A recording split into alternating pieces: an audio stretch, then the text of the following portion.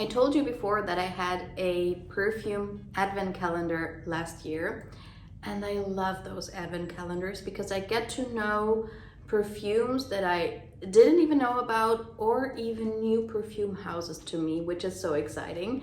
And I brought a lot of those perfumes with me. I did not get a chance to try them during December, but we are going to try them out today, and I will share with you what I think of them. And let me tell you, some of these are gems. I was a little scared to say the least, but let's start out with a bang. I don't think I've ever heard of this brand, or at least I haven't heard anybody talk about this brand. It's called Perfume Sucks. Okay. I have no idea what this is supposed to mean, but this perfume is called Love 6567. So I'm guessing that all of this has a symbolic and a meaning to it, but I did not research it. I just smelled the perfume. And this perfume is stunning. Let's get into the notes. So the main accords are caramel, amber, and sweet. And the notes are in the top caramel, popcorn, tolu balsam. In the middle, caramel, tolu balsam, and nard. And the base notes are tolu balsam, cypriol, and musk. So I would say that it smells like tolu balsam and caramel, but actually it smells like that and popcorn. So this is a super beautiful take on those smoky popcorn perfumes. If you know the Sol de Janeiro 71, then you know what like a sweet popcorn like scent smells like. This is that without, I would say, 95% of the sweetness of 71. So this is a very grown-up, more unisex offering. But there is one from the House of Oud. It's called Pop something? Caramel Pop? What is the name of the fragrance? You know. There's this popcorn fragrance from that brand, and I love that brand. I love the perfumes and the bottles and everything. Not I love the perfumes, I love the perfume bottles. I don't love all of the perfumes, and this popcorn one smells so much like this, but to me that one is more complex, and it dries down to something that is a little bit too, I don't know, too scratchy for me. There's something in there that isn't as smooth as I would wish. And this one is more linear. So you mainly get what you pay for.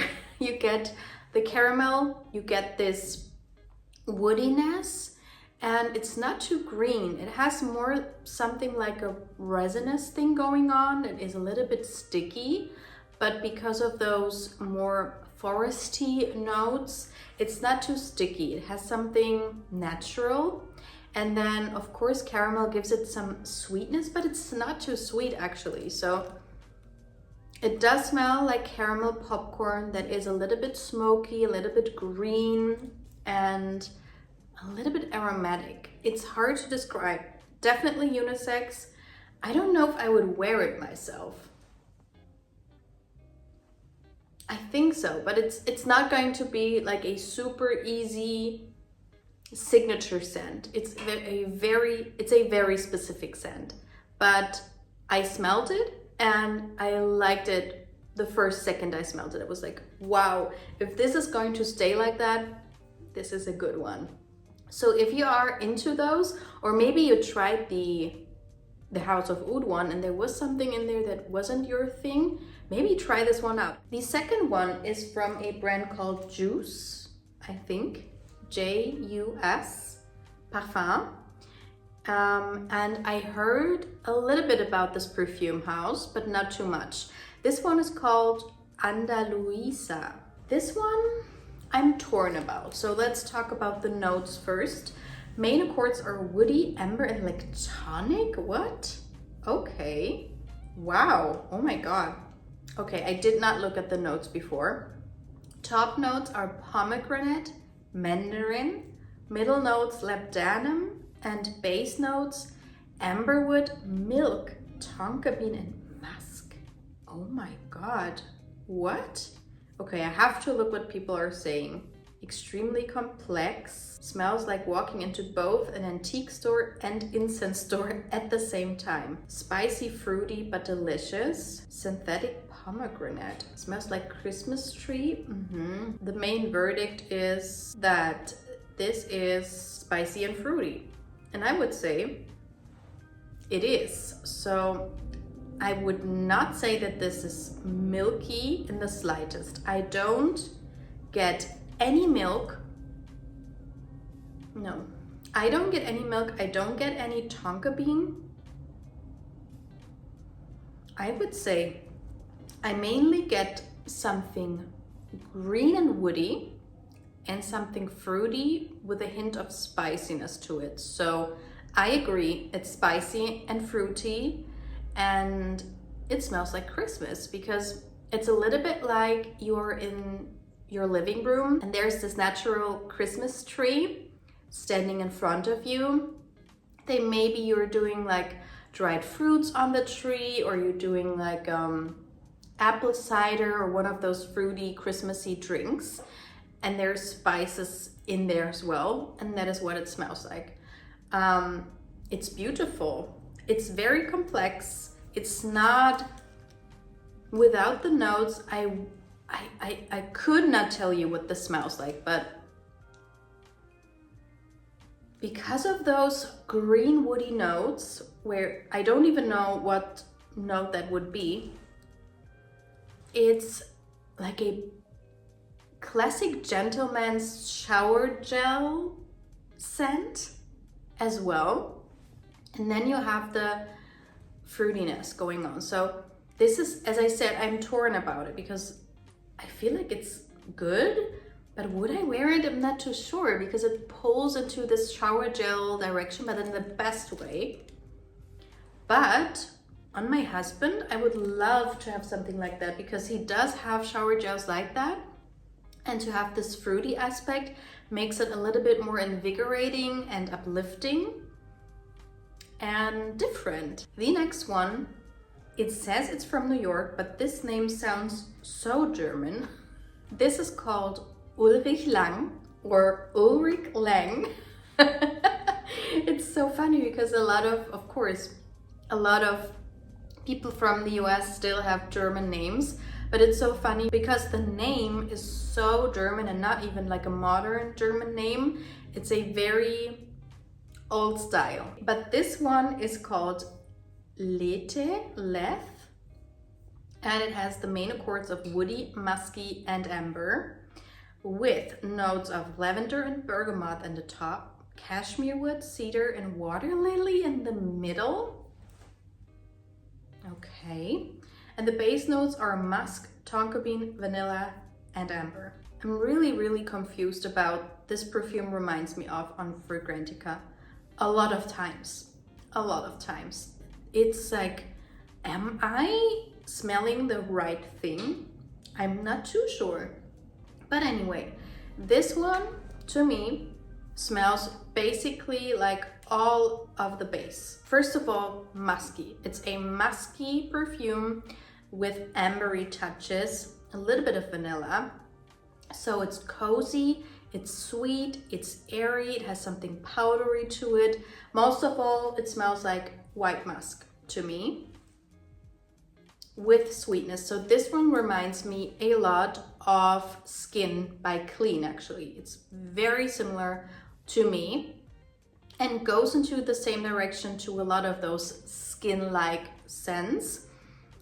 Just like Juliet Has a Gun, perfumes like that, but they are missing the sweet part. You know what? It actually reminds me a lot of Amber Vanilla as well by the Seven Virtues. And there's amber and vanilla in here. So these two are very similar as well. But the other one is a little bit more powdery and this one is more sweet. So this is actually a very sweet musky scent. As I said, reminds me a lot of Skin by Clean, but it's a little bit more musky, I would say. The other one has this caramel note, I think, that is just a little too much for me. This one is beautiful. But I have my reservations when it comes to those sweet musky scents. For some reason, I don't like them too much on my skin, but this one is beautiful. I think I've smelled one perfume by Ulrich Lang and I like the other one as well. They do like very sophisticated, more minimal perfumes, I think, but it's beautiful. The next one was a roller coaster. I smelled this back home with my husband and he was like, wow, what is it? Thing is, when I first smelled it, like the top, I was like, oh my God, what is that? That's horrible. And then it turned into something very beautiful. Wow. So this is called Oriental Sans Souci by Les Jardins Retrouve. No, it's Retrouvé, actually. I forgot the accent. So this is a perfume with the main accords of citrus, woody, and patchouli. Oh my God. This one has top notes of bergamot, lemon, and basil. Middle notes of neroli, vanilla, rose, ylang ylang, and jasmine.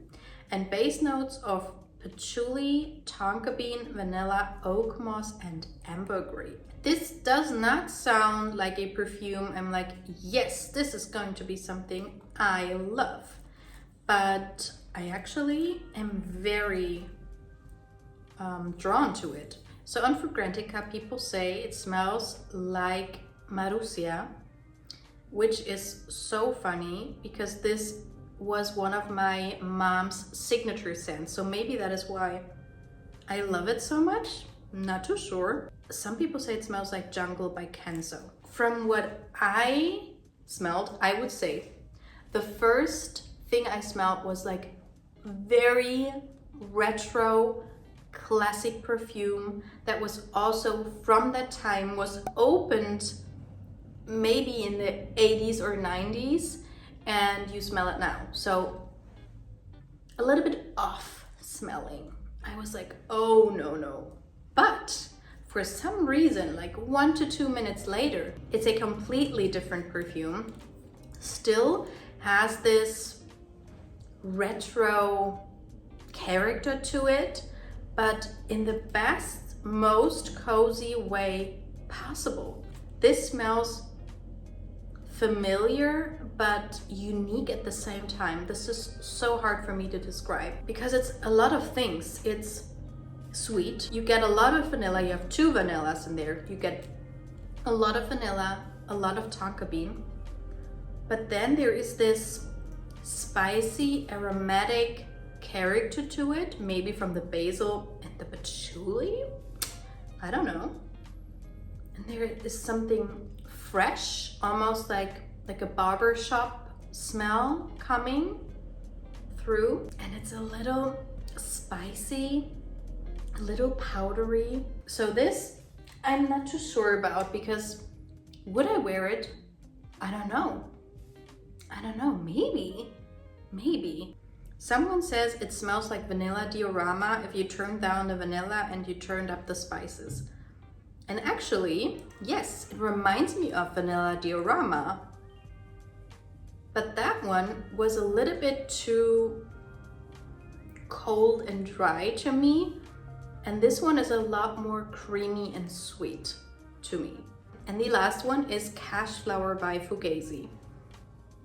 And I've smelled a lot of their perfumes, and some of them have a lot of patchouli to them, which is not my favorite a lot of times. But then again, we have one of my favorite perfumes, which is Vanilla Haze, which is also by Fugazi.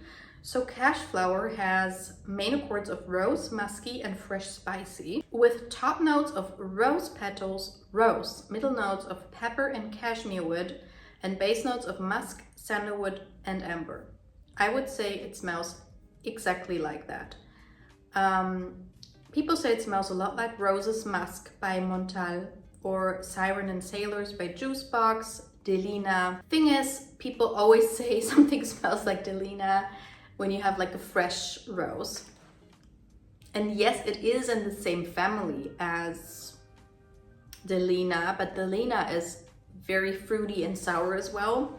And this one is a very beautiful, elegant rose with a lot of pepper. It's actually very peppery without tingling in your nose, but it is a little bit spicy because of that, a little bit more unisex. Not very sweet. You get this musk. Definitely get a powdery, more airy musk that is feeling very dry, and the pepper as well, so it's more like a dry perfume.